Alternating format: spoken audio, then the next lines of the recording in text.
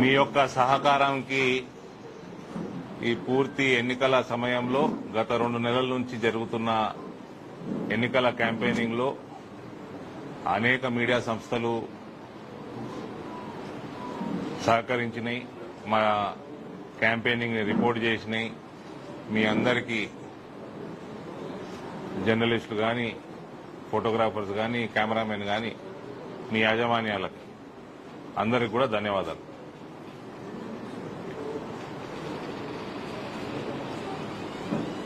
మా పని నిరంతరం.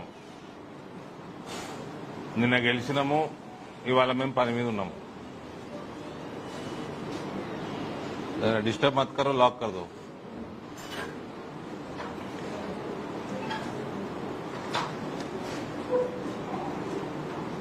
భారతీయ జనతా పార్టీలో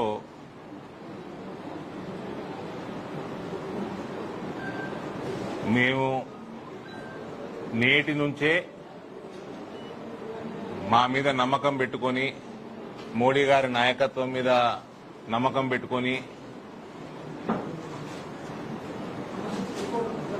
భారతీయ జనతా పార్టీని పెద్ద ఎత్తున గెలిపించిన ఇందూరు ప్రజలందరికీ కూడా,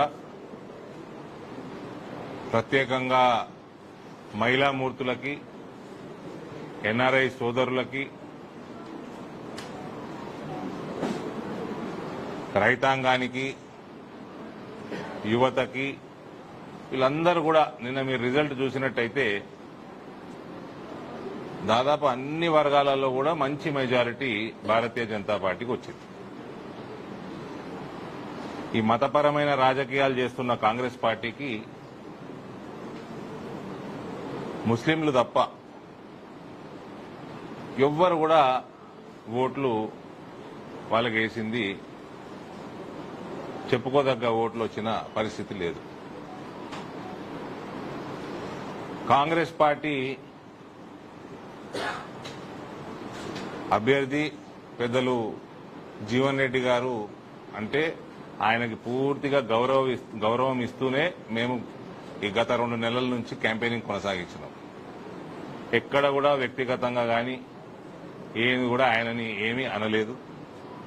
ఏం మాట్లాడినా కూడా రాజకీయంగా పనితనం మీదనే మనం మాట్లాడడం జరిగింది. అయితే మనం పని చేసుకోవాలి. రైతుల కళ నెరవేరింది, రైతులు పండించే పంటలకి మంచి ధర వస్తున్నది. ఇవన్నీ మోడీ ప్రభుత్వంలో వస్తున్నాయి. దానికోసం కింద మీద పడ్డాడు అరవింద్, పనిచేసిండు, సాధించిండు. పూర్తి నమ్మకంతో గ్రామాలు భారతీయ జనతా పార్టీ వైపు బలంగా నిలబడ్డాయి.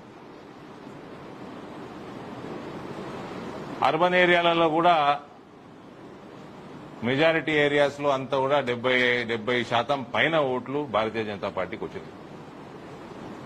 కాబట్టి ఒక మతానికి సంబంధించిన ఓట్లు తప్ప చెప్పుకోదగ్గ ఓట్లు కాంగ్రెస్ పార్టీకి రాలేదు. వీళ్ళందరి ఎవరైతే మాకు ఆశీర్వాదం ఇచ్చిర్రో వాళ్ళకి మేము చేసిన వాగ్దానాల మీద నేటి నుంచి, ఈ క్షణం నుంచి మేము పని మీద ఉంటాం. అయితే కాంగ్రెస్ ప్రభుత్వం ఉన్నది, చెరుకు ఫ్యాక్టరీలు తెరవాలి, వేల సంఖ్యలో ఉద్యోగాలు వస్తాయి. సుదర్శన్ రెడ్డికి ఆయన సొంతంగా బియర్ ఫ్యాక్టరీలు, ఎథనాల్ ఫ్యాక్టరీలు పెట్టుకునే ఇది ఉంటది, కానీ సమాజానికి ఏమైనా చేయాలని నయా పైసా చిత్తశుద్ధి ఉండదు. ఒకసారి 1000 ఓట్లతోటి గెలిచి మంత్రి అయిండు, మొన్న కూడా 2-3 వేలతోటి గెలిచిండు. బోధనలో ఇల్లుండది, ప్రజలకు పనికొచ్చే పని చేయడు. ఆ ఆఫీసర్ తిట్టు, వీని బెదిరి, వాణ్ణి బెదిరి, ఎవరైనా పని మీద పోతే ఓటేసినావురా అని అహంకారంగా మాట్లాడు. ఇటువంటి వ్యక్తితోటి సమాజానికి నయా పైసా ఉపయోగం లేదు. Is good for nothing. వయసుకి ఎంత గౌరవం ఇస్తామో. ఒక లెవెల్ దాటిపోయినాక ప్రజలు ఇబ్బంది పడుతున్నప్పుడు ఎవరు సహించము. ఇయ్యాలటి వరకు కాంగ్రెస్ పార్టీ చేసిన వాగ్దానాలు గాని, జిల్లాలో గాని, రాష్ట్ర స్థాయిలో గాని వాటి మీద మాట లేదు, ముచ్చట లేదు. పనికి మాల రాజకీయాలు చేసుడు, వయసుకు తగ్గట్టు మెదులుకుంటే మేము కూడా ఏమన్నాం. పనికి వాళ్ళ పుకారు లేపుడు, 200 రూపాయలు వంచుడు. నీ వయసేందయ్యా? నీ వయసేంది? నువ్వు ఏమన్నా సమాజానికి ఇలాంటి వరకు ఏమైనా సేవ చేసినావా? ఫ్యాక్టరీలు పెట్టుకున్నాడు, 100 కోట్లు సంపాదించుకున్నాడు.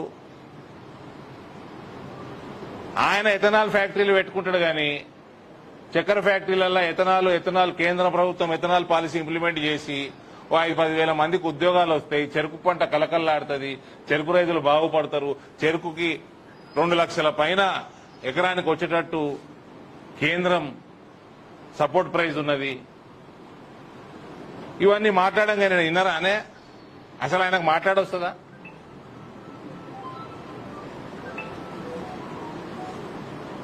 దేనికి ఉపయోగపడతాడు ఈయన సుదర్శన్ రెడ్డి?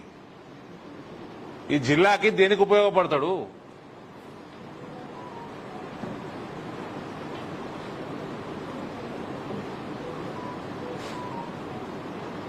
బోధన పోతే బోధనలో ఉండడు. ప్రజలు వస్తారు, మేము పోయినప్పుడు మా దగ్గరకు వస్తారు. ఎమ్మెల్యే అంటే ఎమ్మెల్యే ఇల్లే లేదట. ఏడుంటాడా ఎమ్మెల్యే? బోధనకి వెళ్ళి ఉన్నారు మన దగ్గర.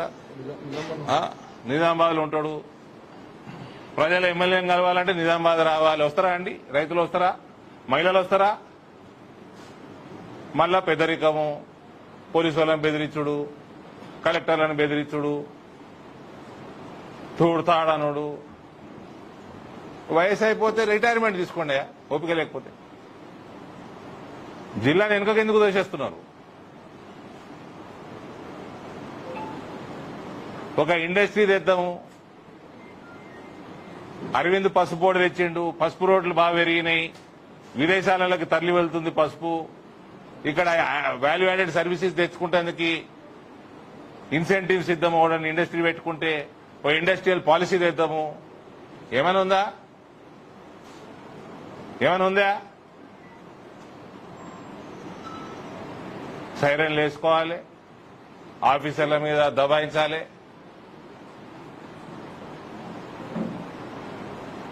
మత రాజకీయాలు చేయాలి. నయా పైసకు వనికి రావద్దు.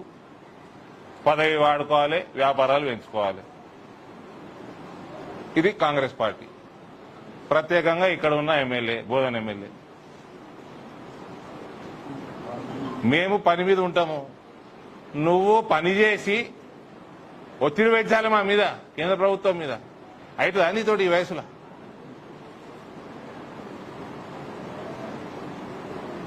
అయితే చెయ్యి, లేకపోతే రాజీనామా చేయి. ఇవన్నీ చేసుడేం లేదు కానీ 200 రూపాయలు వంచడాన్ని మీ కార్యకర్తలే ఫోన్ చేసిరా నాకు. అన్నా నువ్వంటే మాకు ఇష్టం, నేను రేపు పొద్దున ఓటు మీకే ఇస్తాం, కానీ ఇగో పంచుడు మొదలు పెట్టించారు మాతోటి. రాత్రి 11 గంటలకి 12 గంటలకి ఆరుమూరులో మొదలు పెట్టిరు. ఎందుకు ఏం పంచుతుర్రా అంటే 200 రూపాయలట. ఏం చేసుకోవాలి 200 రూపాయలు? 200లకు ఏమొస్తుందండి? ఈయనట అడిగినట, రేవంత్ పంపిండట 22 కోట్లు 21 కోట్లు పంపినట. అది వంచుడుగా అలా 70% వీళ్ళే వేసుకపోయారు, ఇలా నాయకులే. అది కూడా అందియాలి 200 కూడా చక్క.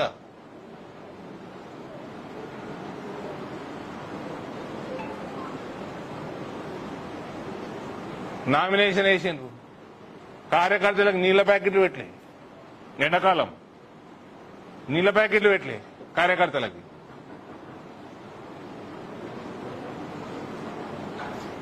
కానీ 200 వంచాలి. నాకు ఆరుమూరుకి వెళ్ళి ఫోన్లు, తెల్లారి బాల్కొండకి వెళ్ళి ఫోన్లు. అన్న రేపు పొద్దున వంచడం మొదలు పెడుతున్నామే. నువ్వు దేనికోసం పనికొస్తావండి? ఏదైనా పని చేయాలి, ఇన్సెంటివైజ్ చేద్దాం, ఇండస్ట్రీని అట్రాక్ట్ చేద్దాం. నీ సొంత ఇండస్ట్రీలు కాదు ఇండస్ట్రీ అట్రాక్ట్ అంటే. రైతులకు పనికొచ్చే పని చేద్దాం. టైం వేస్ట్ ఎందుకు?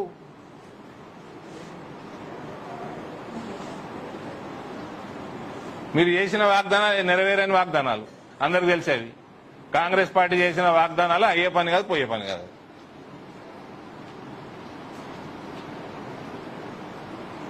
కనీసం కేంద్రం బ్రహ్మాండమైన స్కీమ్స్ ఉన్నాయి, సబ్సిడీలు ఉన్నాయి, ఇండస్ట్రీ పెడితే ఉన్నాయి, ఇన్ఫ్రాస్ట్రక్చర్ డెవలప్ చేస్తే ఉన్నాయి.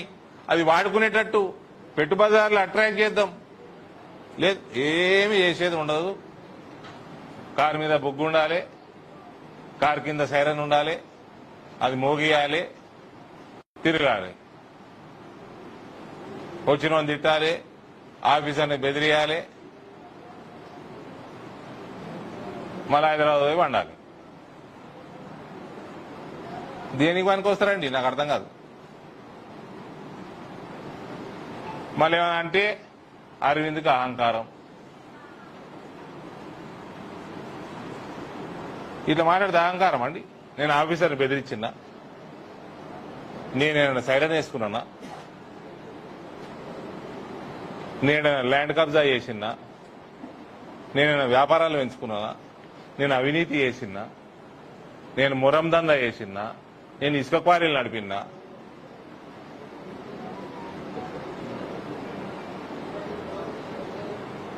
ఆమె పోయింది జైలుకు పోయినా, ఆమె లిక్కర్ దందా చేసింది. ఈ మహానుభావుడు కూడా లిక్కర్ దందానే చేస్తాడు, కాంగ్రెస్ ఆయన.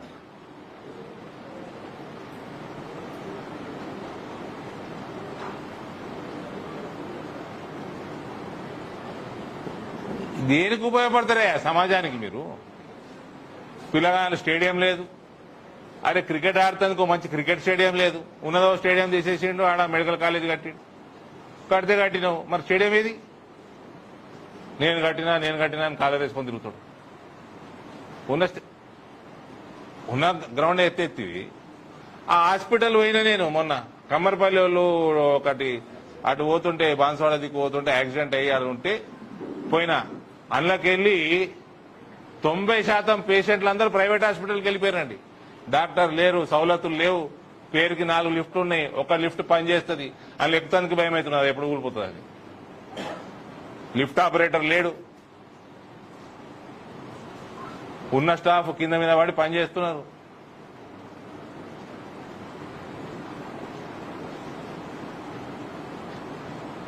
కొనుగోలు చక్కగా లేదు. మళ్ళా కొనుగోలల్లా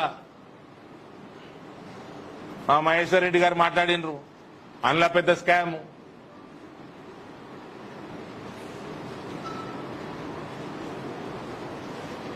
ఎన్నికలు జరుగుతుంటే మహేశ్వర్ రెడ్డి గారు చాలా స్కామ్ బయట పెట్టిండు. Uttam Kumar Reddy civil supplies.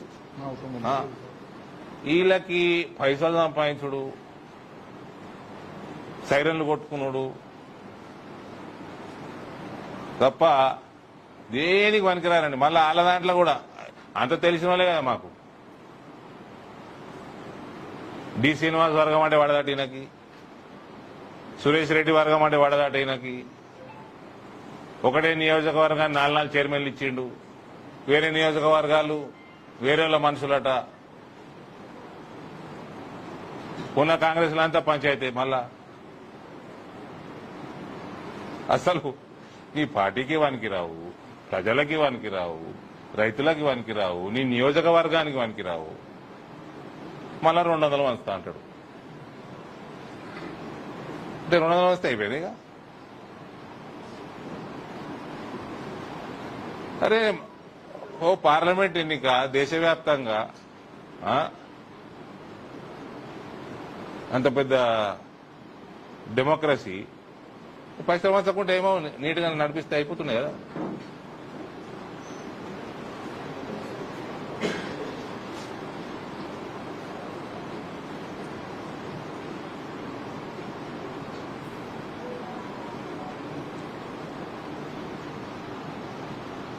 మాకు ప్రజలు మా మీద పెట్టిన నమ్మకంతో నేను ఇక్కడ ఉన్న కాంగ్రెస్ ప్రభుత్వం వాళ్ళ నాయకులని ఛాలెంజ్ చేస్తున్నా. Let us industrialise Indur. ఏం ఇన్సెంటివ్ ఇస్తారు? ఎంత ల్యాండ్, ఎంత ఇన్సెంటివ్ తోటి ఇస్తారు? పవర్ తెచ్చిస్తారా? వాటర్ తెచ్చిస్తారా? రోడ్ ఇన్ఫ్రాస్ట్రక్చర్ పెంచిస్తారా? ఒక ఇండస్ట్రియల్ పార్క్ డెవలప్ చేస్తారా? దానికోసం కేంద్రం నుంచి వచ్చే సబ్సిడీలు మా బాధ్యత. ప్రపోజల్ పెట్టుండ్రి, టూరిజం డెవలప్ చేద్దాము. కిలా రామ్ మందిర్ కాడికెళ్ళి, డిచ్పల్లి రామ్ మందిర్ కాడికెళ్ళి అనేక హెరిటేజ్లు ఉన్నాయి, బోధనలు ఉన్నాయి. మూలపడ్డది గుడి 100 స్తంభాల గుడి. దానికి ఏమైనా ఉపయోగపడదాము? ఎందుకయా 75 ఏళ్ళు వయసు పెట్టుకుని 40 ఏళ్ళని జరాజకీయాలు ఏటుకున్నారా? మీకు పైసలు లేవా? ప్రభుత్వం ప్రపోజల్ పెట్టి కేంద్రానికి పంపి